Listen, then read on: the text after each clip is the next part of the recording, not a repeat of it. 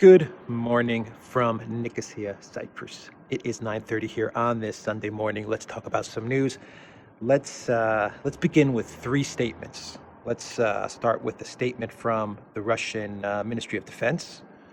Then let's talk about a statement from Ukraine President Zelensky, and then let me read you a tweet from ex-General Ben Hodges. And let's begin with the Russian Ministry of Defense. And they have explained the withdrawal from the ETHEREUM region with this official statement by the official representatives of the Russian Ministry of Defense. In order to achieve the stated goals of the special military operation to liberate Donbass, a decision was made to regroup the Russian troops stationed in the Balakleya and Izium regions to build up efforts in the Donetsk direction.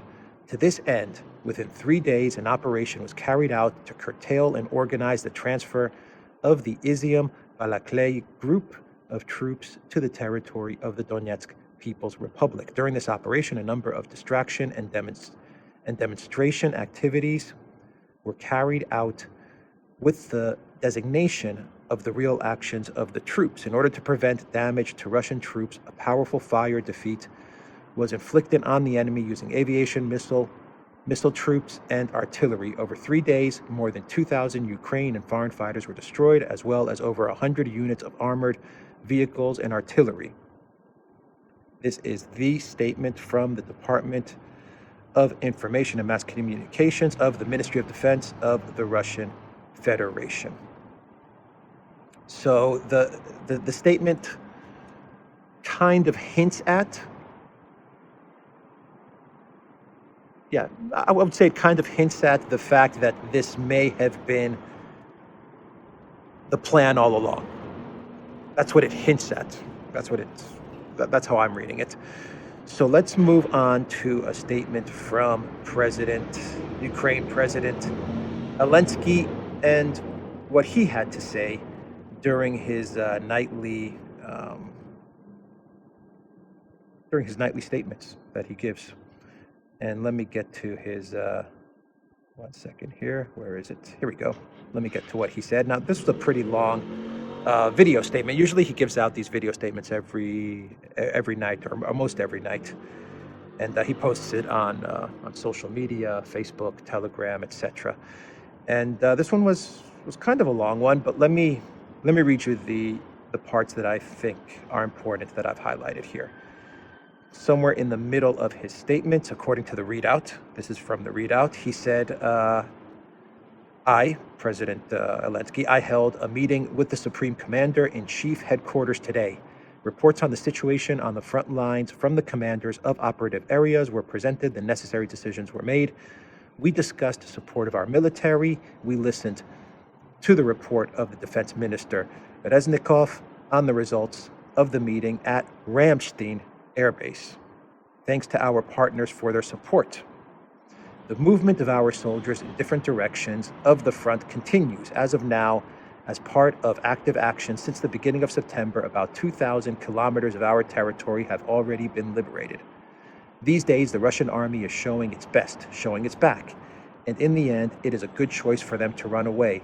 There is and will be no place for the occupiers of Ukraine. However, I emphasize once again, if any of these Russian troops or security forces men are afraid to return to Russia, we guarantee that everyone who is detained by our soldiers will be treated in accordance with the Geneva Conventions. I spoke today with French President Macron.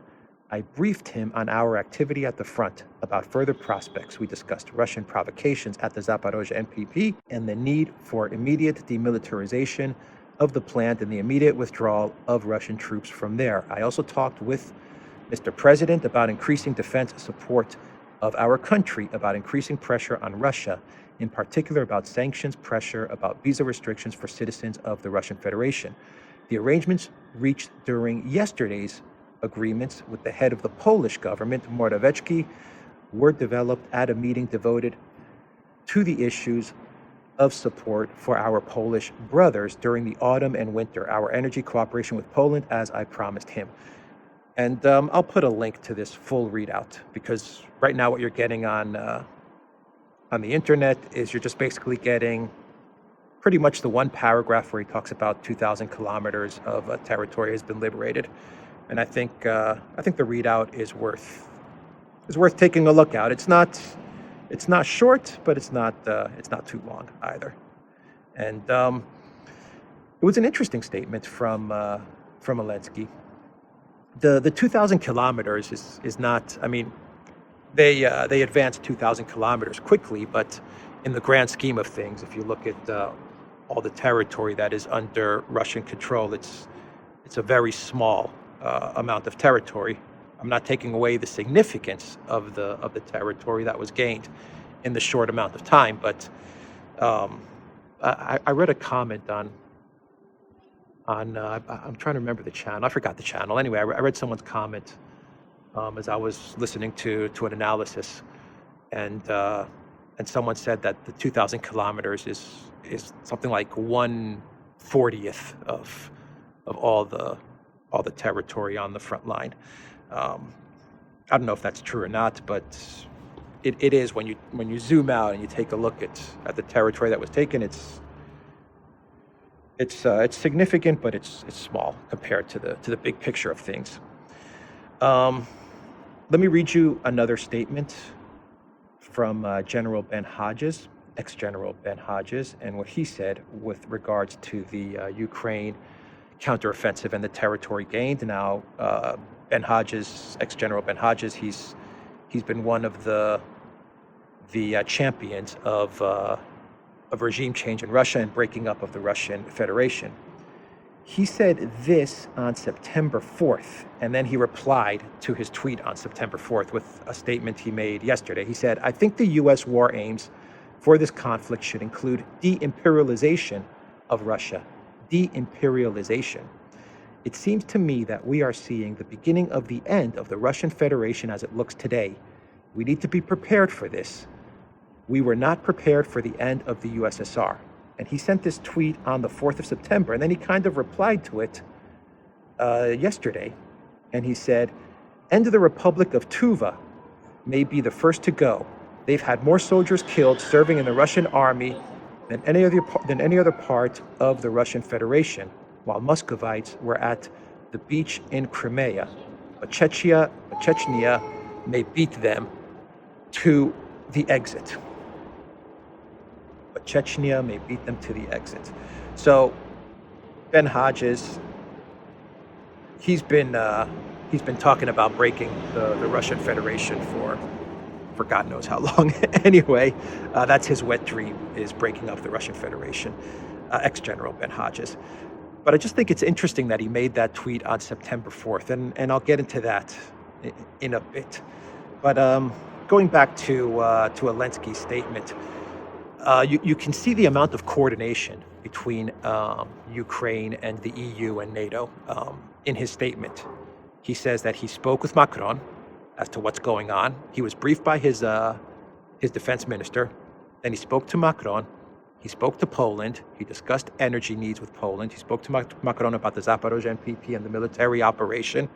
He just had Annalena Baerbock in Kiev just yesterday. He had Blinken the day before. Is there any doubt that Russia is fighting NATO? Is there any doubt that NATO is supervising, is overlooking everything that is taking place in Ukraine?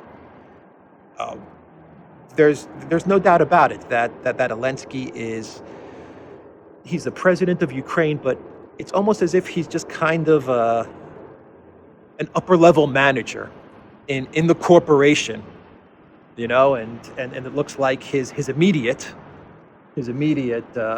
managers, the people he's reporting to, are all of these EU officials, and then maybe a level above is Bidenopolis, and then you get to the Newlands and all of these people who the neocons, the Newlands, and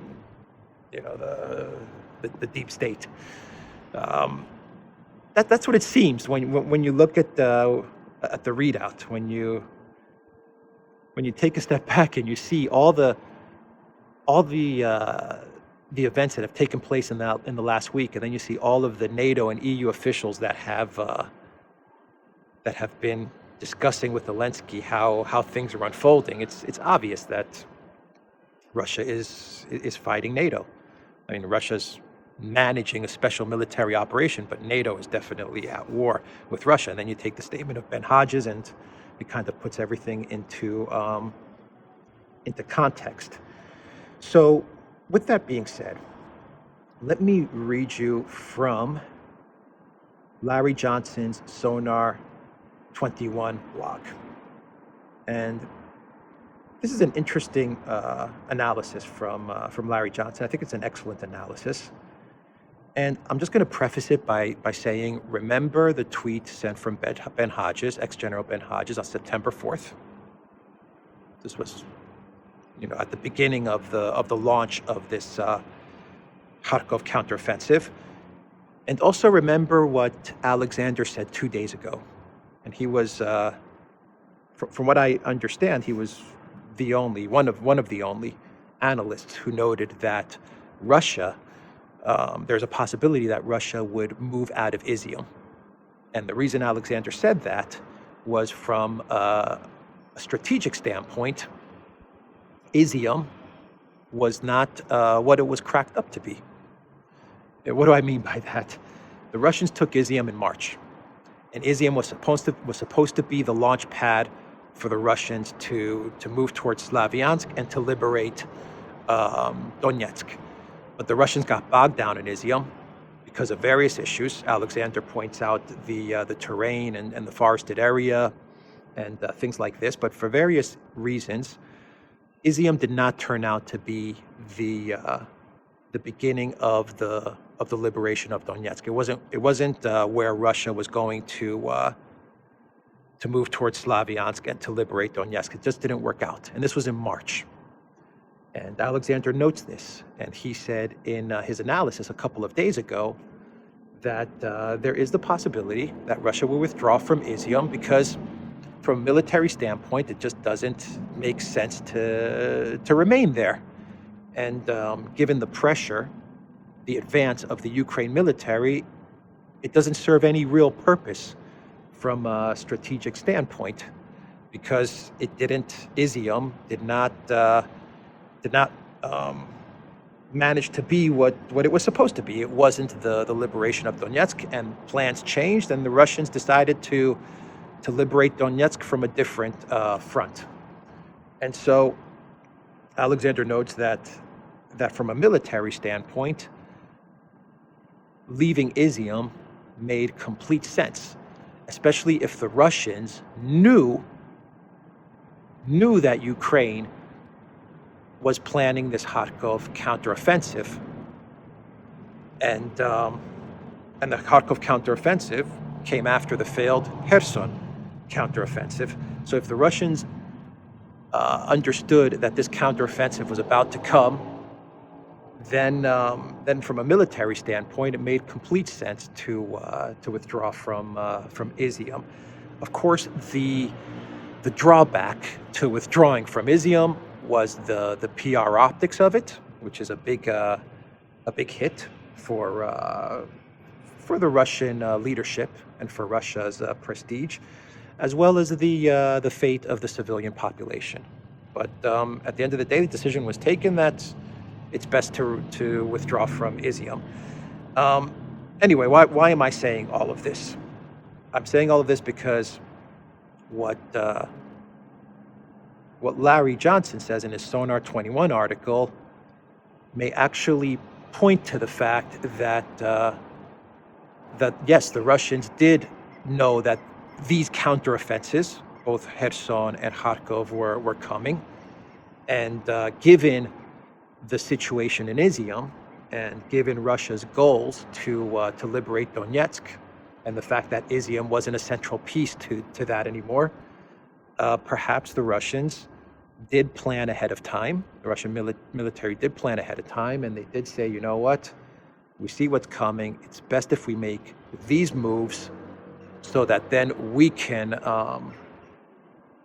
avoid casualties. First and foremost, we can avoid Russian military casualties, but more importantly, we can then plan our counterattack towards Ukraine by drawing the Ukraine military into this advance.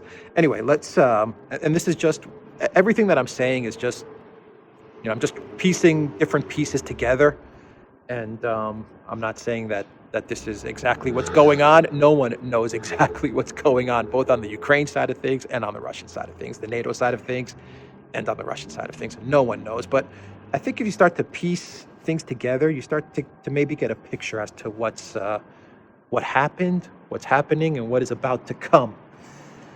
And with that said, let me read you what Larry Johnson says, and I'll put a link down to this. I'll put a link to this article down below as well.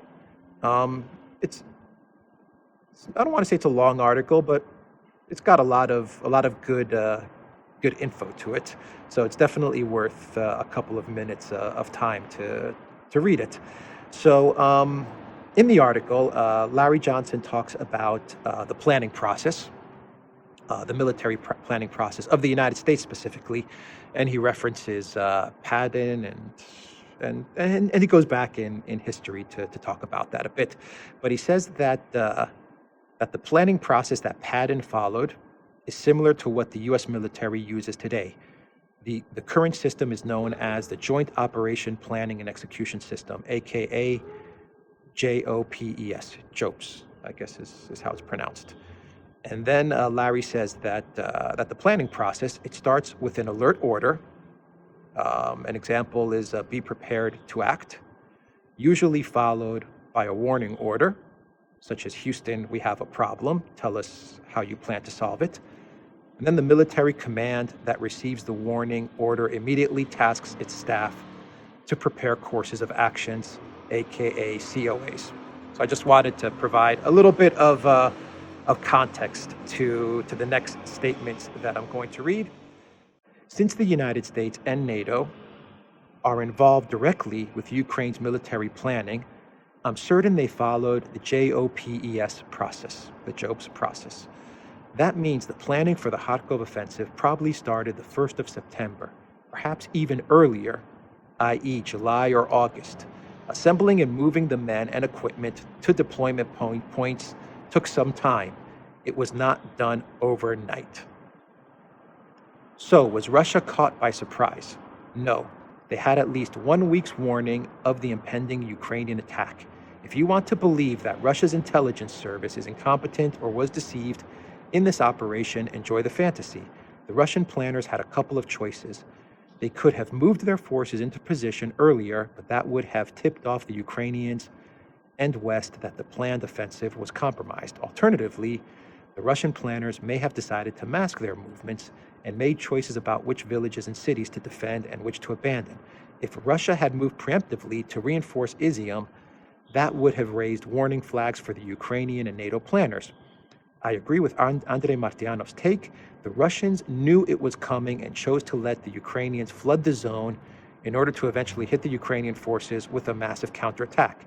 The Ukrainians are no longer in fortified defensive positions, and their lines of communication to support the forward troops are now defined precisely. The Ukrainian attack has not destroyed nor disrupted Russia's air, artillery, rocket, and missile assets.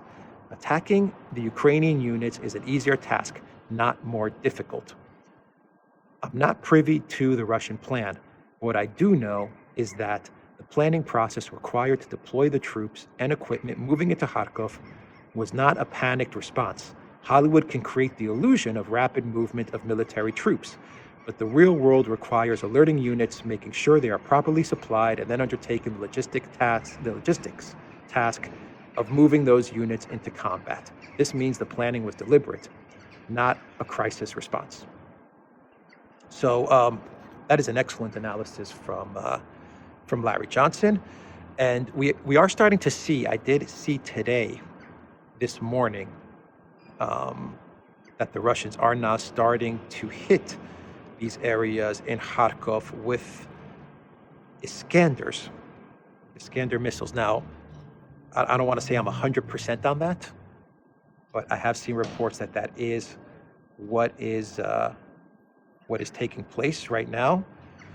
We'll see as the day progresses. I'm doing this video in the morning, so as the day progresses, we'll see exactly what's going on.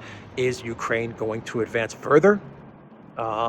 Is Russia letting them advance further? Has Russia drawn them out? And now that Russia has moved all of their troops out of the way, are they now going to start sending missiles towards this area? Are they going to start using their artillery towards these Ukrainian forces? We'll see as the day progresses. I know there's a lot of Telegram channels that are showing videos of all the equipment that Russia left behind. Honestly, I don't know if they're authentic or not. At this moment in time, I would say just treat everything with a huge mountain of salt. You know what I mean? There is so much disinformation out there right now. It's impossible to get a clear picture as to what's happening. For example, there was a video taken with supposedly posted on Ukraine Telegram channels with all the Russian equipment that has been left behind and that Ukraine is now has under their possession, but it was completely debunked. You know, there was Ukraine equipment, there was Russian equipment. Some people said the video was taken from Crimea, from other areas. I mean, I would recommend that yeah, go on to the Telegram channels, read what's going on. That's fine. Try to figure things out, but just understand that there is a ton of disinformation. There are a ton of trolls as well. They're in comment sections. I mean, it's a complete and utter mess at this moment. So I think we're going to need a couple of days for everything to clear out. But if we do see missiles being lobbed into the direction of Kharkov and where the Ukraine military is, then I would say that this assessment may be spot on. And if you go back to Alexander's analysis, and even if you look at Ben Hodges, the ex-general's tweet on September 4th, you can see that the ex-general, he tweeted the fact that we're seeing the end of the Russian Federation on September 4th, which may hint at the fact that the ex-general kind of knew that NATO was planning this counteroffensive, and he was kind of tipping his hat at the fact that this is going to happen, and he's all giddy and excited, and he's saying, look, the Russian Federation is going to cease to exist because, you know, I've gotten word that we have this Kherson counteroffensive and this Kharkov counteroffensive, mainly the Kharkov counteroffensive, that we've got this in the works, and I'm telling everybody on Twitter now that the Russian Federation is going to be no more. And he tweeted that out on September 4th. So, you know, I tend to believe absolutely that Russia must have known that this was coming. Now, could there have been mistakes made on the Russian side of things? Absolutely. Absolutely. And you could also have the narrative that Russia made various mistakes in ETHEREUM or in Kharkov, and when they saw those mistakes, they adjusted. And they said, okay, well, now let's make these decisions and withdraw troops from ETHEREUM and play it like that. So, yeah, absolutely. This might have not been 100% pre-planned. This might have been a combination of understanding what NATO is going to do, as well as understanding the mistakes that you made in Kharkov, and then readjusting your plan to deal with what's about to come. And the final thing I will say about this is, going back to the video I made yesterday, I think that Larry is correct by saying that NATO definitely planned this weeks in advance, maybe even going back as far as July, because NATO and the collective West, they always plan these types of attacks against Russia during periods of time when they know that the Russian leadership is going to be far away from the action or distracted by various other things. And I'll go back to the Maidan coup. The Maidan coup was not something that was spontaneous, that happened overnight, and it was, all of a sudden, we're going to overthrow the Yanukovych government. No. The thing was planned months and months in advance, and it was specifically planned to reach its pinnacle during the Sochi Olympics, during the opening ceremony and during the Sochi Olympics. And this has much of those same hallmarks. I would say that it wouldn't be a stretch to state that the collective West and NATO, the planners, they said, look, we're going to have a meeting in Ramstein on this day. President Putin and his team are going to be in the Far East, and they're going to have the Vostok drills on this day. So right now it's, I don't know, I'm just going to make a date. Right now it's early August. Let's say they're sitting at a table, right? They're all sitting at a table. Right now it's early August. Well, the best time to plan this counteroffensive is during this September, this first week of September, this September 5, 6, 7, 8, 9, 10 window. That is the best time to plan this, because that is when we're going to be in Germany, and we're going to be looking to get more money and more weapons. Putin's going to be distracted, and he's going to be out in Vostok along with his entire team. So this is the best time to get this moving. It's before winter and all of these things. So yeah, absolutely, the timing is critical in all of the things that are going on. So I'm going to wrap it up there with this video.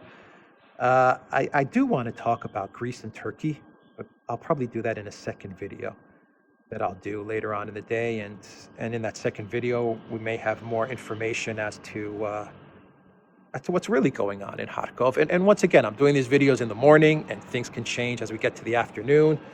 And the analysis that I've given, along with the analysis of others, is you know, everyone's just trying to figure out and explain as best they can what's happening, and here you have many experts who are giving their thoughts and their opinions, and we'll see how it goes as the day progresses. We'll see how things shape up. Today, I am getting the impression that Russia is stabilizing the line, and once again, I could be completely wrong, but I have gotten various information from viewers and from people who are experts in this space, that it does look like, or it most likely appears that Russia is starting to stabilize the front of Kharkov, where they've moved back to. They're starting to stabilize their positions, and that would mean that we're going to see some action. We're going to see some action, most likely from the Russian side of things. But anyway, I don't want to ramble on too much. Let's leave it there. Let's do a clown world. And this clown world was also sent to me by a viewer, and it is coming from Australia. And let me pull it up. Here, it is a Guardian article, and it is referencing the Russian pranksters. Vovan and Lexus, I always forget their names, and they pulled a prank on an Australian Senate committee. On the Australian Senate committee, they pulled a prank on them. And let me read you what the Guardian says, because this is really funny. This Guardian article is pretty funny when you read it. Two Russian pranksters posed as representatives of Russian opposition politician Alexei Navalny successfully duped an Australian Senate committee into taking their evidence on a sanctions bill. Vovan and Lexus, who have played pranks on celebrities from Elton John to Canadian Prime Minister Trudeau, obtained a hearing from the Foreign Affairs and Trade Committee in April 2021 to discuss a Magnitsky sanctions regime. According to the Sydney Morning Herald, the pair revealed the prank at the Eastern European Forum in Russia on Wednesday in a session titled The Many Faces of Truth, How to Win the Information War. The pair reportedly told Russian state radio Sputnik, quote, "At the end of the conversation with the committee, we said, there is such a problem. Russian spies are stealing kangaroos from you. Platypuses, echidnas are stolen. All this is delivered by direct flights to Russia for fun from the crazy Russian oligarchs who arrange dirty safaris on these kangaroos." Oh boy. Guardian Australia has confirmed the unofficial private hearing was attended in person by the now deceased Labour Senator Kimberly Kitching, and the Greens Senator Janet Rice. The former Liberal Senator Eric Abbott dialed in remotely, and Jackie Lambier heard some evidence via phone.